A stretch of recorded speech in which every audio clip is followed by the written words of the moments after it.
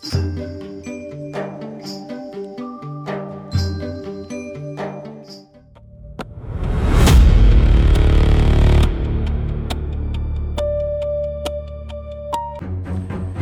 Creation Sunday suspense. সৃষ্টি ক্রিয়েশনের Sunday সাসপেন্সে নতুন নতুন রহস্য, রোমাঞ্চ, ভৌতিক গল্পে ভরপুর। শুনতে হলে অবশ্যই প্রতি রবিবার সন্ধ্যে 6টায়, ঠিক সন্ধ্যে 6টায় আপনারা শুনুন সৃষ্টি ক্রিয়েশন সানডে সাসপেন্স। এটা শুনতে হলে অবশ্যই সাবস্ক্রাইব করুন। প্রতি সপ্তাহতেই আসছে নতুন নতুন গল্প, আপনাদের সকলের ভালো লাগবে। সকলেই আমাদের পাশে থাকুন, আমাদেরকে এগিয়ে যাওয়ার উৎসাহ যোগান। প্লিজ সাবস্ক্রাইব করুন সৃষ্টি ক্রিয়েশন সানডে সাসপেন্স চ্যানেল।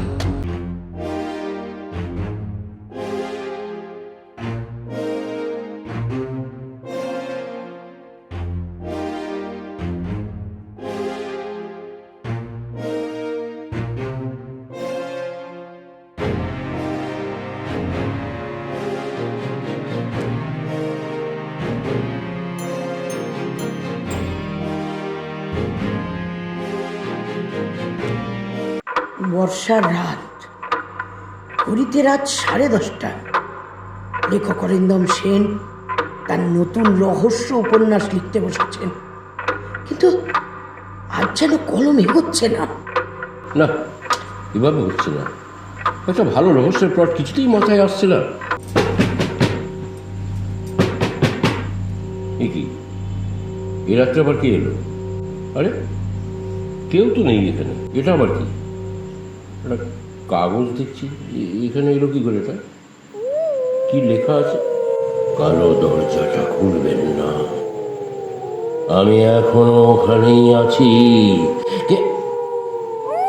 চিঠির তারিখ 17 জুলাই 1989। এত পুরনো চিঠি আজ এখানে এলো কিভাবে? হ্যালো, আমি মধুমিতা বলছি। তুমি গত রাতে যে চিঠির ছবি পাঠিয়েছিলে, হ্যাঁ সেটা দেখলাম। হ্যাঁ, কিছু জানতে পেরেছো? হ্যাঁ, পেরেছি। চিঠিটা লিখেছিল, তার নাম অমিয় রায়। লোকটা 1989 সালে নিখোঁজ হয়ে গিয়েছিল। তারপর যে বাড়ি থেকে সে নিখোঁজ হয়েছিল সেই বাড়ির নাম কালোকুঠি। লোকজন বলে সেখানে একটা কালো দরজা আছে। সূর্য ডোবার পরে কেউ তার সামনে দাঁড়ায় না। তাহলে তো আজই চলো, হ্যাঁ, আর দেখা যাক কেমন। সত্যি যাবে? আরে বাবা, রহস্য যদি নিজে থেকে ডাক দেয়, লেখক কি না গিয়ে পারে? সেই দিন বিকেলেই অরিন্দম আর মধুমিতা রওনা দিল সেই পরিত্যক্ত জমিদার বাড়ির দিকে। তারা জানতো না এই যাত্রা তাদের জীবনে ভয়ঙ্কর অভিজ্ঞতা হয়ে উঠবে। কলকাতা থেকে প্রায় 4 ঘন্টার পথ। সন্ধ্যা নেমে এসেছে। রাস্তার দুপাশে ঘন জঙ্গল, মাঝে মাঝে বিদ্যুতের ঝলকানি ছাড়া চারিদিক শুধু অন্ধকার। আর কত দূর? এই তো গুগল ম্যাপ বলছে আর 5 মিনিট। আশা করি ম্যাপ ভূতের মতো ভয়ে পালাবে না। তুমি তো সাংবাদিক, ভূতের ভয় পাচ্ছ? ভূতকে নয়, মানুষের লুকানো সত্যকে বেশি ভয় পায়। দেখি গাড়িটা আমার বন্ধ হয়ে গেল কেন? এই জায়গায় কিছুটা হাঁটার পর অন্ধকারের মধ্যে ভেসে উঠল বিশাল এক ভগ্ন প্রায় প্রাসাদ। লোহার মরিচা ধরা ফটকে লেখা কালো কুঠি। তার নিচে লাল রঙে কেউ লিখে রেখেছে, সূর্য ডোবার পর প্রবেশ নিষেধ। এটা কি কেউ মজা করে লিখেছে? জানি না, তবে লাল রংটা কিন্তু খুব নতুন মনে হচ্ছে, জানো? কে ওখানে? লণ্ঠনের কাচের আলোয় হালকা অন্ধকার থেকে বেরিয়ে এলেন এক বৃদ্ধ। সাদা ধুতি, কাঁধে গামছা, হাতে পুরনো লণ্ঠন। আমি হরিপদ, এই বাড়িটার আমি দেখাশোনা করি। আপনারা এখানে কেন? আমি লেখক অরিন্দম সেন। এই বাড়ি নিয়ে আমি কিছু জানতে চাই। আপনি চিঠি পেয়েছেন? আশ্চর্য, আপনি সেটা জানলেন কিভাবে? ওই যারা চিঠি পায় তারা একদিন না একদিন এখানে আসেই। চলুন, ভিতরে চলুন। হরিপদ তাদের ভেতরে নিয়ে যায়। বাড়ির ভেতর যেন সময় থেমে আছে। ধুলো জমা আসবাব, দেয়ালে পুরনো প্রতিকৃতি, ভাঙা ঝাড়বাতি, আর দোতলায় ওঠার সিঁড়ির পাশে দাঁড়িয়ে আছে একটি বিশাল কালো দরজা। অন্য সব দরজা বাঁধানো, শুধু এইটি কুচকুচে কালো। আচ্ছা, ওইটাই? হ্যাঁ, কিন্তু সূর্য ডোবার পর ওই দরজার দিকে তাকাবেন না। চলো, কারণ ও পাশ থেকে কেউ তাকিয়ে থাকে।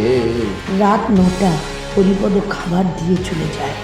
আপনাদের খাবারটা এখানে দিয়েছিলাম, আর একটা কথা যাই শুনল কেন, আপনারা কিন্তু কেউ এই ঘর থেকে বেরোবেন না। আর যদি 3 বার পড়া নাড়ার শব্দ শোনেন, দরজাটা কিন্তু খুলবেন না। আচ্ছা, আপনি কি সত্যি এসবে বিশ্বাস করেন? আমি বিশ্বাস করি না, আমি তো জানি।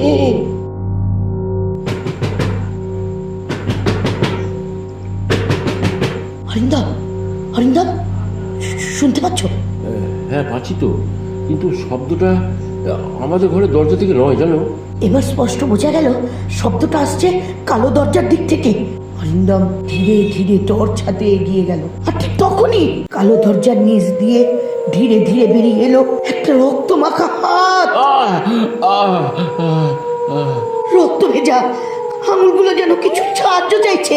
অরিন্দম, ওটা ওটা ওটা কি মানুষের হাত? জানি না, আমি কিছু জানি না, আমি দেখে আসছি। না না না, হরিপদ বাবু তো বারণ করেছিলেন। কিন্তু তুমি কেন বুঝতে পারছো না যদি সত্যি কেউ বিপদের মধ্যে থাকে? অরিন্দম টর্চের আলো ফেললো কালো দরজার দিকে, কিন্তু হাতটা নেই। অসম্ভব, এই তো এখানে ছিল একটু আগে। তাহলে আমরা দুজনেই কি ফুল দেখলাম অরিন্দম?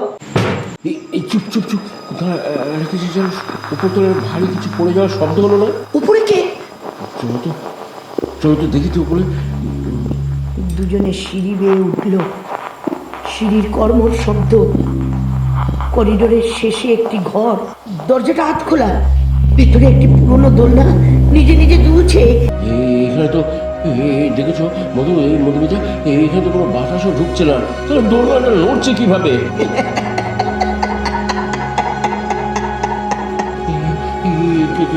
যেন হাসলো এখানে। শুনলে? হ্যাঁ, শুনলাম তো। ঘরের কোণে একটি কাঠের আলমারি, তার ভিতরে একটি পুরনো ডায়েরি। ধুলো ঝেড়ে অরিন্দম পড়তে শুরু করলো। আজ আমাকে আবার ওই কালো ঘরে আটকে রাখা হয়েছে। আমি তো জানি ওরা আমাকে বাঁচতে দেবে না। যদি কেউ কোনোদিন এই ডায়েরি পড়ে, তবে কালো দরজাটা খুলবেন না, কারণ আমি একা নেই। আমি এখানে? মানে? দরজাটা জোরে বন্ধ হয়ে যায়, ঘর অন্ধকার। অরিন্দম, অরিন্দম টর্চটা জ্বালাও। দাঁড়াও, আমি চেষ্টা করছি। এই তো টর্চের এক ঝলক আলো, আর সেই আলোয় দেখা যায় ঘরের এক কোণে দাঁড়িয়ে আছে এক সাদা শাড়ি পরা মহিলা, মাথাটা চুলে ঢাকা। কে কে কে আপনি? মহিলা কোনো উত্তর দিল না, শুধু ধীরে ধীরে হাতটা তুলে করিডোরের শেষে ওই কালো দরজাটার দিকে ইশারা করলো, আর তারপর মুহূর্তের মধ্যেই অদৃশ্য। আর ঠিক তখনই নিচ থেকে হরিপদর গলা। আপনারা নেমে আসুন, এখনই নেমে আসুন, ও আপনাদের দেখে ফেলেছে। দুজনেই দৌড়ে নিচে নেমে এলো। হরিপদর মুখটা কেমন যেন ফ্যাকাশে হয়ে গেছে, কপালে ঘাম। অরিন্দম জিজ্ঞেস করে, কে কে দেখে ফেলেছে? 30 বছর ওই কালো দরজার ওপারে অপেক্ষা করছে। সে আজ প্রথমবার কারোর সঙ্গে কথা বলেছে। হঠাৎ কালো দরজার ভেতর থেকে নারী কণ্ঠে কি যেন বলে, হরিপদ, এবার সত্যিটা বলো।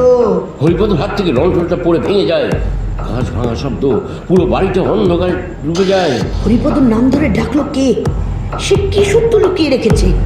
আর কালো দরজার ওপারে আসলে কি আছে? 30 বছরের গোপন সত্য। লণ্ঠনটা ভেঙে যাওয়ার পর কয়েক মুহূর্ত পুরো বাড়িটা অন্ধকারে ডুবে রইল। বাইরে শুধু বিদ্যুতের ঝলকানি। এত বছর পর আবার। আচ্ছা, আপনি কি লুকেছেন বলুন তো? একটু আগে কে আপনার নাম ধরে ডাকলো? আপনারা আপনারা চলে যান, এখনই চলে যান। ওর না হওয়া পর্যন্ত এই বাড়িতে থাকাটা নিরাপদ নয়। আমরা সত্যিটা না জেনে কোথাও যাচ্ছি না। আপনারা শুনুন, চলে যান। হরিপদ কিছুক্ষণ চুপ করে রইলেন। তারপর ধীরে ধীরে বলতে শুরু করলেন। 1989 সালে এই বাড়িটাতে 4 জন মানুষ থাকত। জমিদার রুদ্রনারায়ণ, তার স্ত্রী লাবণ্য দেবী, একজন তরুণ শিক্ষক অমিয় রায়, আর আমি। অমিয় রায় মানে ওই যিনি নিখোঁজ হয়েছিলেন? হ্যাঁ, সবাই বলেছিল তিনি নাকি পালিয়ে গেছেন, কিন্তু ওটা তো ছিল মিথ্যা কথা। অমিয় আমার স্ত্রীর সঙ্গে বিশ্বাসঘাতকতা না জমিদার বাবু, আপনি আমাকে ভুল বুঝছেন। ও নির্দোষ। তারপরেই গর্জে উঠল জমিদার বাবুর বন্দুক। সোজা একটা গুলি বেরিয়ে গিয়ে লাগলো ওই অমিয়র বুকে। অমিয়কে খুন করা হয়েছিল? আমি সব কিছু দেখেছিলাম, আমার চোখের সামনে সব কিছু ঘটেছিল, কিন্তু আমি কাউকে কিচ্ছু বলিনি। আচ্ছা, তাহলে লাশটা কোথায় গেল? সেটাই তো রহস্য। সেই রাতে অমিয়র দেহ হঠাৎ উধাও হয়ে যায়, শুধু ওই কালো দরজাটা ভেতর থেকে বন্ধ ছিল। যখন দরজাটা ভাঙা হয়, ভেতরে কেউ ছিল না। তিনজনেই চুপ। হঠাৎ দেয়ালে ঝোনালো একটা পুরনো ছবির ফ্রেম মাটিতে পড়ে ভেঙে যায়। অরিন্দম ছবিটা তুলে নেয়। ছবিতে 4 জন মানুষ, জমিদার, লাবণ্য, অমিয় আর এক কিশোর। আচ্ছা, এই ছেলেটাকে? ওই ছেলেটাই তো আমি। ছবির পেছনে একটা কাগজ আটকানো। অরিন্দম খুলে সেটা পড়তে শুরু করলো। যদি এই ছবি কারোর হাতে পৌঁছায়, তবে জেনে রাখবেন, যাকে সবাই খুনি ভাবছে সে কিন্তু খুনি নয়। আসল অপরাধী এমন একজন যাকে কেউ কোনোদিন সন্দেহ করবে না। এটা কে লিখেছে? ওটা লিখেছিলেন লাবণ্য দেবী, মারা যাওয়ার 1 ঘন্টা আগে। ঠিক তখনই শব্দ করে কালো দরজাটা ধীরে ধীরে বন্ধ হয়ে যায়, আবার নিজে থেকেই খুলতে শুরু করলো। ভেতর থেকে বেশ এলো ঠান্ডা কুয়াশা, আর সেই কুয়াশার মধ্যে একজন মানুষের ছায়া। সে ধীরে ধীরে সামনে এগিয়ে এলো। তার মুখটা ভালো করে দেখা যাচ্ছে না, কিন্তু তার হাতে ধরা একটা মরিচা ধরা রিভলভার। অজানা একটা কণ্ঠ। হরিপদ, 30 বছর আগে যে কুলিটা আমাকে করতে দেখেছিলে, আজ সেই সত্যিটা সবাইকে বলো। কালো দরজার উপরে দাঁড়িয়ে থাকা মানুষটা কে? সে কি মৃত অমিয় নাকি অন্য কেউ? হরিপদ যে সত্য এতদিন লুকিয়ে রেখেছিল তা কি আজ প্রকাশ পাবে? বাকিটা জানতে হলে শুনতে হবে পরের পর্ব।